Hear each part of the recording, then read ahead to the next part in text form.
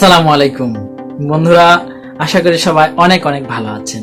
Health is Bangla চ্যানেলের পক্ষ থেকে আপনাদের সবাইকে স্বাগতম জানিয়ে শুরু করছি আমাদের আজকের পর্ব। বন্ধুরা, আজ এই পর্বে আমি আলোচনা করব শীতকালে বাচ্চাদের কাশি, সর্দি, কাশি, জ্বর কেন হয় এবং এর থেকে পরিত্রাণের উপায় কি। বন্ধুরা দেখুন, সর্দি কাশি শীতকালে একটি কমন সমস্যা। আমরা জানি শীতকালে কিন্তু এই সমস্যাটা সব থেকে বেশি হয়, বিশেষ করে ছোট বাচ্চাদের। আর ছোট বাচ্চারা বিশেষ করে যেটা করে, তারা রাত্রে বেলায় দেখা যায় যে অনেক সময় গায়ে কাপড় রাখতে চায় না। তো এর দরুন তাদেরকে ঠান্ডা লাগে বা বিভিন্ন কারণে ঠান্ডা লাগতেই পারে। তো এই ঠান্ডা লাগাই হচ্ছে সব থেকে বড় কারণ এবং মূল কারণ। এইটার কারণেই কিন্তু তাদের সর্দি, কাশি এবং জ্বর হয়।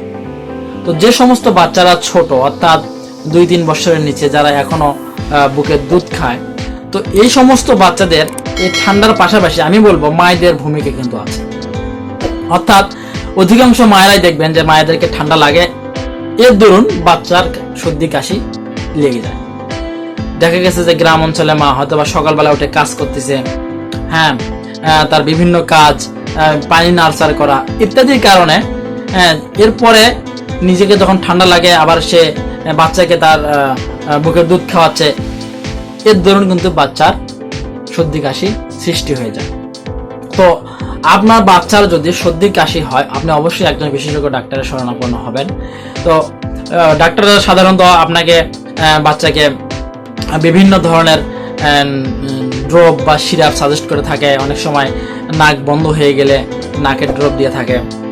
তো এই পর্যায়ে বিশেষ করে বিশেষ ড্রপ আছে, যেমন ধরুন বাংলাদেশের বাজারে অ্যামব্রক্সল গ্রুপের অ্যামব্রক্স ড্রপ আছে। এটা বাচ্চাকে আপনারা দিতে পারেন। পাশাপাশি আপনার বাচ্চা যদি নাক বন্ধ হয়ে যায়, ঘুমের মধ্যে দেখা গেল যে বাচ্চা কান্না করে উঠতেছে বা তার নাক বন্ধ হয়ে যাচ্ছে, সেক্ষেত্রে বাচ্চাকে অনেক সময় নোজোমিস্ট, এরপরে স্লো ইত্যাদি ড্রপ বাংলাদেশের বাজারে পাওয়া যায়। এগুলো কিন্তু ডাক্তাররা দিয়ে থাকে। তো পাশাপাশি আপনারা নিজে রোগ প্রতিরোধ ক্ষমতা বাড়ানো, বাচ্চার রোগ প্রতিরোধ ক্ষমতা বাড়ানোর জন্য বাচ্চাকে আপনার বিভিন্ন ফলমূল, বিশেষ করে ভিটামিন সি জাতীয় খাবার, মাল্টা, বেদানা ইত্যাদি খাওয়ানো যেতে পারে।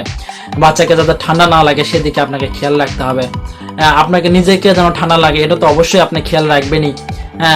পাশাপাশি পরিষ্কার পরিচ্ছন্ন থাকার চেষ্টা করবেন এবং ডাক্তারের পরামর্শ মতো চলার চেষ্টা করবেন। আশা করি আপনারা এই সমস্যা থেকে মুক্তি পাবেন। বন্ধুরা, এই ছিল আমার আজকের ভিডিওর মূল আলোচনার বিষয়। যদি ভিডিওটি ভালো লেগে থাকে তাহলে অবশ্যই লাইক, কমেন্ট এবং শেয়ার করতে ভুলবেন না। দেখা হবে পরবর্তীতে নতুন কোনো ভিডিওতে, নতুন কোনো টপিক নিয়ে। সেই পর্যন্ত সবাই ভালো থাকুন এই প্রত্যাশায়। আসসালামু আলাইকুম।